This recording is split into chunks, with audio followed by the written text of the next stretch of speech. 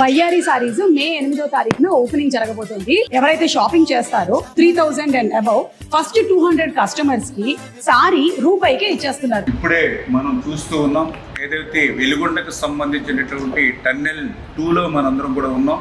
ఈ టన్నెల్ 2లో కూడా చాలా క్లిష్టమైనటువంటి వర్క్ ఇప్పుడే మనం నడుచుకుంటూ వస్తూ ఉంటే ఈ 30 మీటర్లోనే 3 చోట్ల కొలాప్స్ అయి కింద పడినటువంటి ఏదైతే రాక్స్ను కూడా మనం చూస్తూ ఉన్నాం.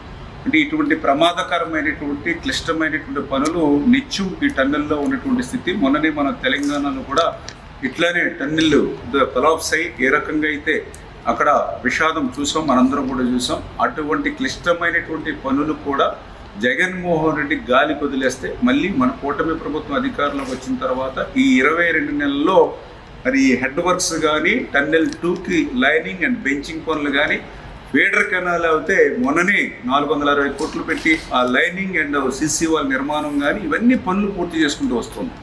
ఈ పనులన్నీ ఒక ఎత్తు.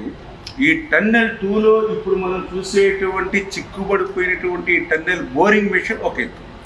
ఎందుకంటే ఇన్ని పనులు మనం పూర్తి చేసిన ఈ టన్నెల్ బోరింగ్ మెషిన్ కనుక మనం తీయకపోతే ఒక చుక్క నీరు కూడా మరి ముందుకెళ్ళేటువంటి పరిస్థితి లేదు. ఎందుకంటే ఇప్పుడే మనం చూస్తూ ఉన్నాం ఈ యొక్క 19 కిలోమీటర్ల ఈ టన్నెల్ 2లో ఇది 11.8 కిలోమీటర్ దగ్గర ఈ టన్నెల్ బోరింగ్ మెషిన్ చిక్కుకుని ఉంది. ఈ టన్నెల్ బోరింగ్ మెషిన్ ఇప్పుడే మీరు చూస్తూ ఉన్నారు.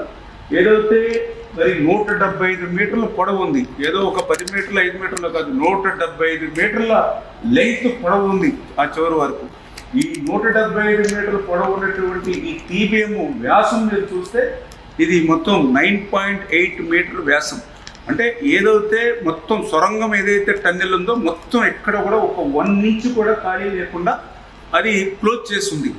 అంటే టన్నెల్ బోరింగ్ మెషిన్ని మనం వెలికి తీస్తేనే మనం ఈ యొక్క వెలుగొండ నుంచి నీరు ముందుకు తీసుకెళ్తాం.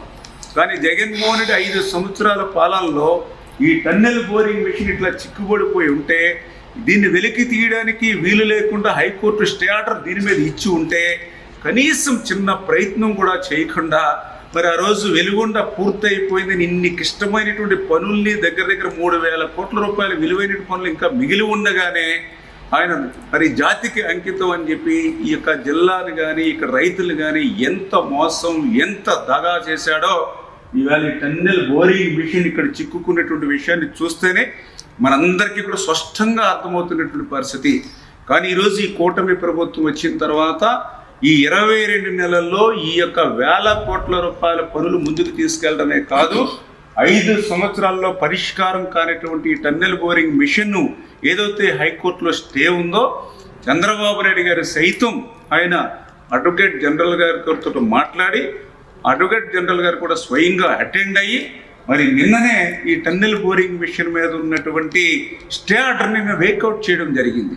దానివల్లే ఇప్పుడు ఈ టన్నెల్ బోరింగ్ మిషన్ని ఇప్పుడు వెలికి తీయడానికి మనకు మార్గం దొరికింది. వాస్తవంగా అయితే ఈ టన్నెల్ బోరింగ్ మెషిన్ కూడా దీన్ని వెలికి తీయడం కూడా చాలా కష్టమైన పని. అందుకనే వాస్తవంగా ఈ టన్నెల్ బోరింగ్ మెషిన్ పని అంతా కూడా పూర్తయిపోయిన తర్వాత లాస్ట్లో ఇది 175 మీటర్ల పొడవు కాబట్టి అదే 175 మీటర్ల ఎక్స్ట్రా సొరంగం ఒక సైడ్కి తీసి ఆ సొరంగంలోకి ఈ మెషిన్ వెళ్ళిపోయి దాన్ని వాల్ కట్టి క్లోజ్ చేసేస్తారు. అంటే ఒక రకంగా సైడ్కి తీసుకెళ్ళి దాన్ని సమాధి చేసేసినట్టుగానే బరెల్ చేసేస్తారు. కానీ ఇది కదిలేటువంటి పరిస్థితి లేదు కాబట్టి ఇప్పుడు దీన్ని డిస్మాండిల్ చేసి బయటకు తీసుకెళ్ళాలి. ఇది డిస్మాండిల్ చేయాలన్నా కూడా క్లిష్టంగా ఉంది కాబట్టి ఇప్పుడే మా ఏజెన్సీ అదేవిధంగా అధికారులతోటి దీన్ని మ్యానుఫ్యాక్చరింగ్ ఎవరైతే ఉంటారో వాళ్ళతో కూడా సంప్రదింపులు జరిపి మ్యాక్సిమం ఎంతో తొందరగా, ఎందుకంటే కనీసం 4 నెలలు పడుతుంది అన్నారు, ఒక 2-3 నెలల్లో అయినా సరే మన సీజన్కి నీళ్ళు ఇచ్చే సమయానికి ఇది డిస్మాండిల్ చేసేటువంటి విధంగా ఒక షెడ్యూల్ని రూపొందించుకోమని చెప్పడం జరిగింది. అందుకే ఇప్పుడు ఈవేళ అర్ధరాత్రి అయినా సరే మేము ఈవేళ టన్నెల్లో ఉండి ప్రతి పనిని కూడా సూక్ష్మంగా పరిశీలిస్తూ క్షేత్రస్థాయిలో పరిశీలిస్తూ ఈరోజు ఈ టన్నెల్ బోరింగ్ మెషిన్ దగ్గరికి వచ్చి ఇక్కడ వాస్తవమైనటువంటి స్థితిని కూడా మరి ఈవేళ మేమందరం కూడా ఐడెంటిఫై చేసుకుని దాని ప్రకారం షెడ్యూల్ రూపొందించుకుంటూ ఉన్నాం.